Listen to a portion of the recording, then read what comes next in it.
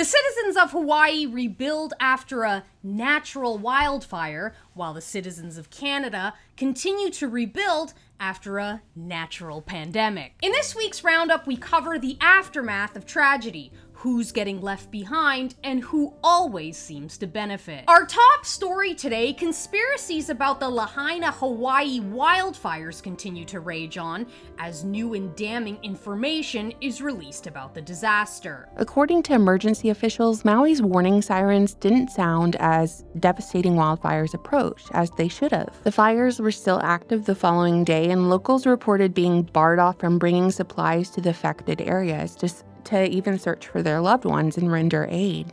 And this is another weird, strange detail. The incident commander of the 2017 Las Vegas country music mass shooting, one of the biggest cover-ups in U.S. history, just happens to be Maui's police chief, John Pelletier, who said the following about the fires. When we find these, our family and our friends, the remains we're finding is through a fire that melted metal. We have to do rapid DNA to identify them. Every one of these 89 are John and Jane Does. And so when you have 200 people running through the scene yesterday, and some of you, that's what you're stepping on. I don't know how much more you want me to describe it. That's what you're stepping on. Everybody wants a number. You want it fast or you want it right? I do want a number, John. I want the number of dollars you received for this crisis acting gig. I'm gonna go ahead and take a wild guess and say it was somewhere around $666,666.66. Some say the fires were caused by lasers or direct energy weapons.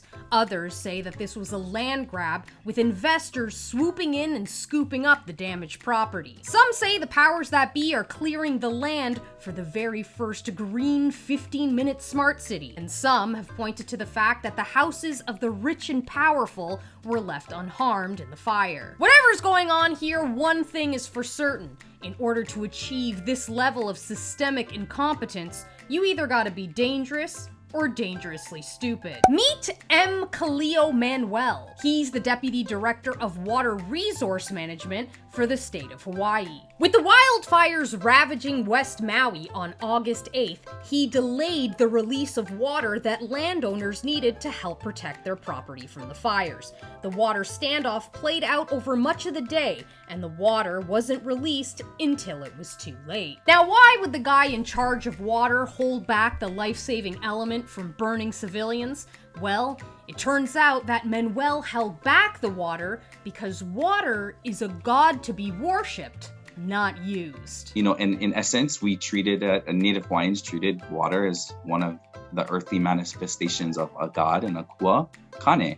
And so that reverence for a resource and that reciprocity in relationship was something that was really, really important. We've become used to looking at water as like something which we use and not necessarily something that we revere as that thing that gives us life, right? I mean, to me, it's a shift in value set. Really, my motto is always like, let water connect us and not divide us. Like we can share it, but it requires true conversations about equity. Ah yes, equity. The fairness policy that ensures we can all enjoy an equal, slow, and agonizing death. We're still in this together is the message the federal government wants to convey, which is why they're scrambling to provide financial aid to the survivors of the fire. They've crunched the numbers, and after allocating funds to free crack pipes, mastectomies for children, and the Ukraine Fund, there's a whopping $700 per household left to support Lahaina residents in their endeavor to rebuild their entire lives. Joe Biden had this to say in a tweet on August 14th. "We're laser focused on getting aid to survivors, including critical needs assistance. A one-time $700 payment per household offering relief during an unimaginably difficult time. We have staff on the ground dedicated to helping survivors navigate the registration process." Laser focused? Wow, Joe Biden's really got away with words in that His words often get in his way. I wouldn't worry about it too much though. I'm sure BlackRock will have no problem stepping in and offering the citizens of Lahaina fair compensation for their lost land and dead loved ones. Meanwhile, north of the border, Canadians are dealing with their own post-pandemic economic crisis and taking to social media to vent about it. Well, I live in Ontario, and I need someone to tell me the pros and cons of living in America, because at this point, Canada just ain't it. It's just like not it anymore. Like the cost of living, it's too much. I want to know how the hell people in Canada are even living. There are people who are making like 30-40K that have like a better life than people I know making like 100 to 150K here in Toronto. It's crazy. Like the cost of living is absolutely insane. If you need to see your doctor, you need to book like 3 months in advance. And if you need anything serious like a surgery or an ultrasound, it's like a year-long wait list. Like, just forget it. I can't even literally keep gas in my car to get to work 3 days a week because I can't afford it. I don't know what all the fuss is about. Those of us who take responsibility for our own lives saw this coming, so we planned ahead. I personally, as a mother and wife, look carefully at my credit card bill once a month. And last Sunday, I said to the kids, you're older now, you don't want to watch Disney anymore. Let's cut that Disney Plus subscription. So we cut it. Excellent guidance, Christia. I don't know what all these...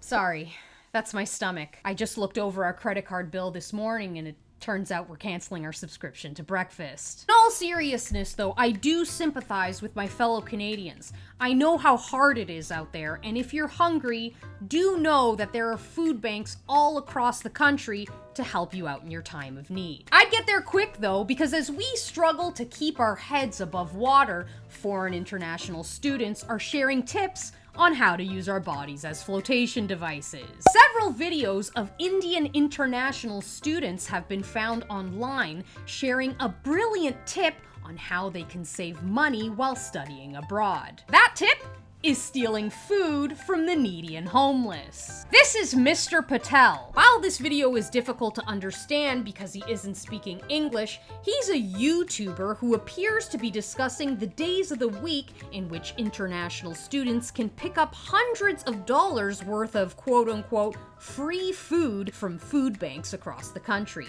Here he shows the spoils of his plunder to an audience of over 300,000, which includes weeks' worth of produce and packaged food. Wow, you know, I remember a time when Canadian men were so proud they wouldn't even take handouts from their family members. These motherfuckers are so shameless, they're reaching into the pockets of people who don't even own pants. This trend is apparently quite popular with Indian students, with multiple similar videos popping up online. How to get free items in Canada. Free grocery in Canada for international students. How to get free food in Canada. Food bank details. International student with family. I even found several mainstream media news articles with food bank volunteers raising awareness about the issue. It's gotten so bad that some have even suggested a more thorough screening process for food bank users. I mean, call me insensitive, but I'd skip that strategy altogether and go to the source. A more thorough screening process for the bums who enter our country. You know it's bad in Canada when even our first generation Punjabis are sounding the alarm about the massive problem we're facing with mass immigration. Where do I start off this? What has Canada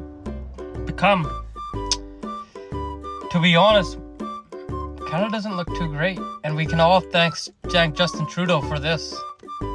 It might hurt to say, but mass immigration lately, the last 5 to 6 years since he's been in cabinet, we've seen housing prices go up. We can't even house Canadians right now. There's no construction going on with houses. Another issue at hand is integration. When you have mass immigration, people usually stick to their own. As someone who has parents that are immigrants, when my parents came over, immigration wasn't mass. People came, there was quite a few of us of our own communities and other people of their own communities. But during that time, we were likely to integrate into society. Sorry to break it to you, my friend, but Canada is no longer the land of opportunity. It's the land of opportunists. It's not just the Canadian population that's getting darker. The snow this year will be going through a thorough browning as the 7 dwarfs trade in Snow White for Snow Latinx. That's right, Colombian actress Rachel Zegler has landed the lead role in the new live-action remake of Snow White. Man, what a time to be alive, an economy so bad we even have to hire cheap laborers to play our Disney princesses. So far, Rachel's promotion of the film has been rather unconventional. To quote Matt Walsh, Disney is trying a really interesting marketing strategy where the star of the new Snow White spends a year before the movie's release publicly talking about how much she despises Snow White. I mean, you know, the original cartoon came out in 1937, and very evidently so.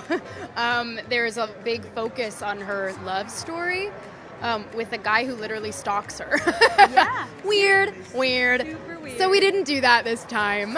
So no prince or a different kind of prince? We have a different approach to what I'm sure a lot of people will assume is a love story just because, like, we cast a guy in the movie. Right. Andrew Burnap, great dude. Yeah. It's one of those things that I think everyone's going to have their assumptions about what it's actually going to be, but it's really not about the love story at all, which is really, really wonderful. And whether or not she finds love along the way is anybody's guess until 2024. All of Andrew's scenes could get cut. Who knows? It's Hollywood, baby. Listen, while this trend is still hot, I gotta put it out there to any potential investors that I'm a first-generation Canadian born to Portuguese islanders who's completely willing to direct and star in my very own reimagining of the Disney classic, The Swan Princess. Swans are too white, of course, so we'll change the name to the Piri Piri Chicken Princess. And instead of marrying a prince, I, Maria Odette Medeiros de Melo Alves, will marry my second cousin, João. We'll flee to the new world where we raise our 3 inbred children who somehow have Portuguese accents despite never stepping foot out of Brockton Village, Toronto. They'll grow up to disrespect their host country and its inhabitants until one day they're banished back to Madeira by the evil Prime Minister, Cracker the Caker. On their journey through the Azores, they'll learn that life is not about archaic values like family and love. It's about progressive advancements like running water and sewage systems. Finally, they'll return to Canada, where they'll have a newfound respect for their 4th and 5th generation neighbors. They'll live out the rest of their days in a traditional Portuguese multi-generational home, which is just a regular bungalow, but with an enclosure around the front porch for 4 seasons snooping and gossiping. Don't lie to yourself, it sounds like a banger. I'd actually watch that. With all jokes aside, it looks like the pendulum is finally swinging though, as this interview with Rachel upset more than just the usual suspects. Meaning even the regular folk are growing tired of all this feminist bullshit. Listen, I'm not personally upset at Rachel for her lack of decency and tact. She's a 22-year-old who was raised in the modern West. When a young girl is raised in the upside down, don't be surprised when she talks out of her ass. Alright guys, that's it for me today. If you like this video, please don't forget to like, comment, and subscribe, and check out some other videos from my channel. Also, if you want to support me and this channel, please consider subscribing to my Patreon. I post 2 long-form videos there every month. Okay, bye!